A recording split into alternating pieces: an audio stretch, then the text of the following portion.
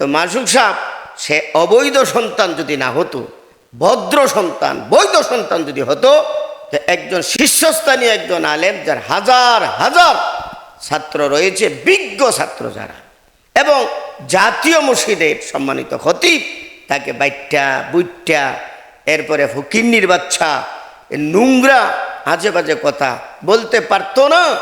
তো এই আবু হানিফার ঘটনার দ্বারা বুঝে আসে এই মাসুকের রক্তের মধ্যে কিছু সমস্যা আছে।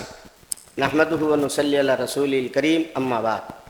দেশ বিদেশ থেকে আজকে আমার এই আলোচনাটি যারাই শুনতে পাচ্ছেন, সংক্ষিপ্ত সময়ে বিশেষ একটা উদ্দেশ্যে আপনাদের সামনে উপস্থিত হয়েছি, আর তা হলো বাংলাদেশের শীর্ষস্থানীয় উলামায়ে কেরামের মধ্যে জনাব মুফতি আব্দুল মালিক হাফিজাহুল্লাহ, জাতীয় মসজিদের সম্মানিত খতিব সাহেব, আমি মনে করি বাংলাদেশের মধ্যে শীর্ষস্থানীয় উলামায়ে কেরামের প্রথম সারির প্রথম স্থানে তিনি রয়েছে। ওনার ব্যাপারে আজে বাজে মন্তব্য করে নোংরা কথা বলে এক ব্যক্তি, তার নাম নাকি মাসুক। আমি তার ভিডিওটা শুনছি, এই প্রসঙ্গে আমি কিছু কথা বলবো। প্রথম কথা, মেরকাত কিতাবে, এই যে মেরকাত, মোল্লা আলী কারি রহমতুল্লাহ আলাইহি 5 নম্বর খণ্ড 124 পৃষ্ঠার মধ্যে একটা প্রবাদ বাক্য উল্লেখ করছেন, তা হলো কুল্লু ইনাইন ইয়াতারাশাহু বিমা ফিহি, প্রত্যেক পাত্র তার থেকে ওই জিনিসই টপকে পড়বে যা তার ভিতরে আছে। যে মৌলবি গালিগালাজ করছে তার ভিতরে গালিগালাজে ভর্তি, এই জন্য তার মুখ থেকে এই গালিগালাজ আসবে, এটাই স্বাভাবিক। আবার শুনছি তার নাকি উস্তাদ আছে একজন, জনাব ডক্টর এনায়েতুল্লাহ আব্বাসী সাহেব নাকি তার উস্তাদ, আর তার ভিতরে আছে কুফুর কুফুর কুফুর, অটু কাফের।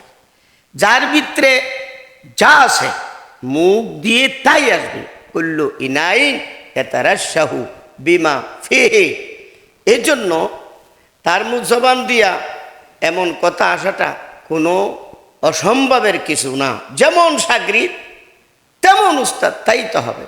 এখন আসেন, মাসুক সাহেব যে খতিব সাহেবকে নিয়ে বাজে মন্তব্য করেছে, তার ব্যাপারে আমি বলতে চাই, অবশ্যই তার রক্তের মধ্যে দোষ আছে, জন্মের মধ্যে আর কি রক্তের মধ্যে দোষ আছে। এই কিতাবটা হলো তাজকিরাতুন নুমান। এই তাজকিরাতুন নুমান কিতাবের মধ্যে ইমামে আবু হানিফার একটা ঘটনা উল্লেখ করছেন। ইমামে আবু হানিফা সাথীদেরকে নিয়ে আসরের পরে বৈশা মাসলা মাসাইল নিয়ে আলোচনা করছিলেন, এমন সময় পাশে ছোট ছোট বাচ্চারা কিছু খেলাধুলা করছিল, বল আইসা গেছে একেবারে ইমামে আবু হানিফার কাছে।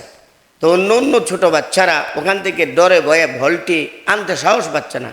এক বাচ্চা নিজের সাহসিকতার পরিচয় দিয়ে দেখ আমি কিভাবে আনি। ইমাম আবু হানিফার শরীর ঘেঁষায়া গিয়ে বলটা নিয়ে যাচ্ছে। আবু হানিফা তাকাই রয়েছে এইভাবে, এবং বলটা নেওয়ার পরে আবু হানিফা বলেন, এই ছেলেটা জারোর সন্তান। তত্ত্ব নিয়ে দেখা গেছে জারোর সন্তান সে।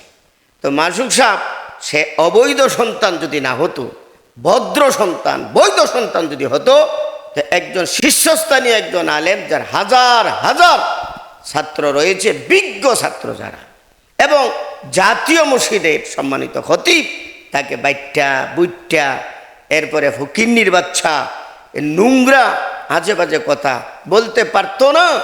তো এই আবু হানিফার ঘটনার দ্বারা বুঝে আসে এই মাসুকের রক্তের মধ্যে কিছু সমস্যা আছে। নাম্বার 3, মাসুক সাহেবকে বলবো যে যাকে নিয়ে মন্তব্য করেছ, তুমি যাকে নিয়ে মন্তব্য করেছ, নতুন করে কলমাটা ফইরা বউটা একটু দৌড়াই লাইবা। কারণ বারিকায়ে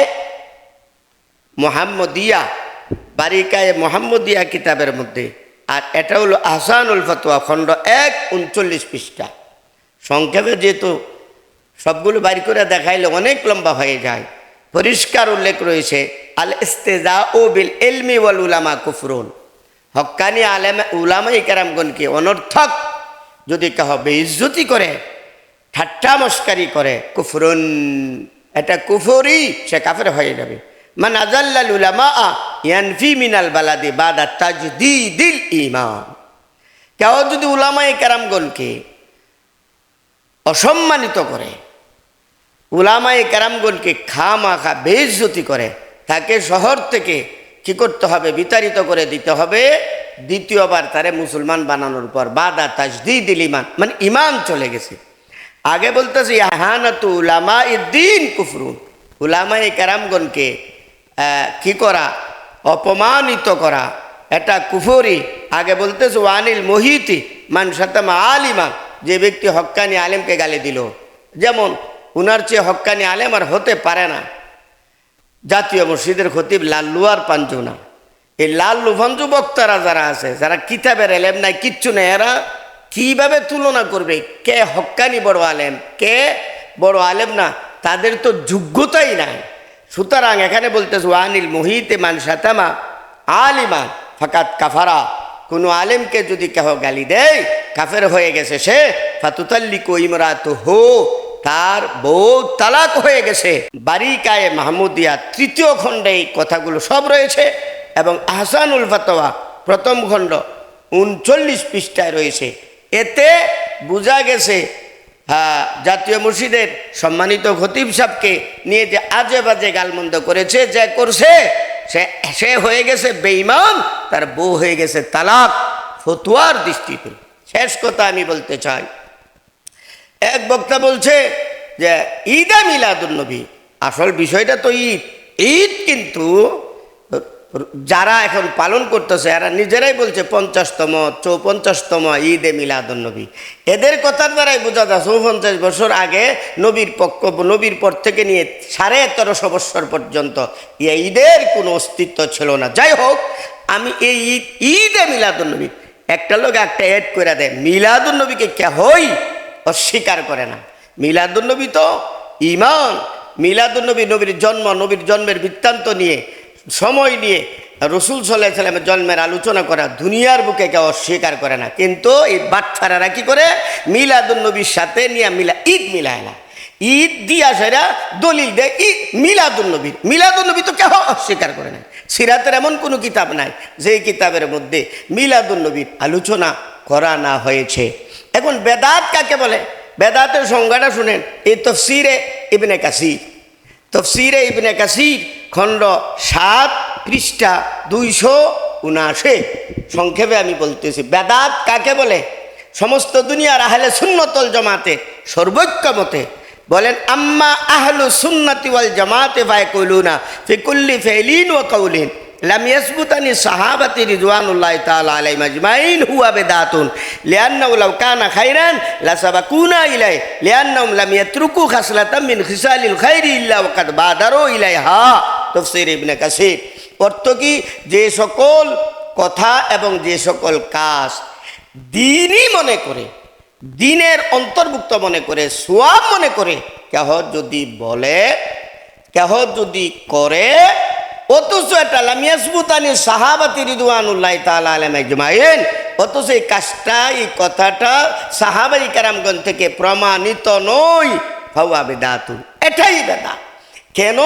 লিআন্নাহু লাউ কানা খায়রা, যদি কাজটা ভালো হতো, লাসাবাকুনা ইলাইহি, আমার তোমার আগে সাহাবাই কেরামগণ করে নিতেন। কেন? লিআন্নাহুম লাম ইয়াতরুকু খাসলাতাম মিন খিসালিল খাইরি ইল্লা ওয়াকাদ বাদারু ইলাইহা, কারণ বিন্দু পরিমাণ সওয়াবের কাজ দেখলে সাহাবাই কেরামগণ প্রতিযোগিতায় লেগে যেতেন, কার আগে কে করবে। এটা হলো বেদাত। এখন আমি আপনাদেরকে বলতে চাই, রসুলের যুগে এবং সাহাবাই কেরামের যুগে, তবে তাবিনদের যুগে প্রমাণ করো কোনো একটা হাদিস দিয়া, দলিল দিয়া, যে ঈদ মিলাদুন্নবী তারা পালন করছে, ঈদ পালন করেছে। সাহাবাই কেরামের যুগে পাবা না, কারণ তোমরা নিজেরাই বলতে যে 50তম 54তম। সুতরাং এই তাফসীরে ইবনে কাসিরের 7 নম্বর খণ্ড 279 পৃষ্ঠায় বেদাতের যে সংজ্ঞা করা হয়েছে, সমস্ত আহলে সুন্নাতুল জামাতের পক্ষ থেকে এই হিসাবে বর্তমানে ঈদে মিলাদুন্নবী পালন করা এটা নিকৃষ্টতম বেদাত। বেদাতকে বেদাত বলতো না, কি বলবো, এটা তো বেদাত। যেহেতু সাহাবাই কেরামগণ থেকে কোনো একজন সাহাবী করেছেন, প্রমাণ দেখাও। এই জন্য আমি বলতে চাই যে আজে বাজে মন্তব্য যে করছে তার নামটা নিতে আমার লজ্জা লাগে। নিঃশর্তভাবে ক্ষমা চেতে হবে।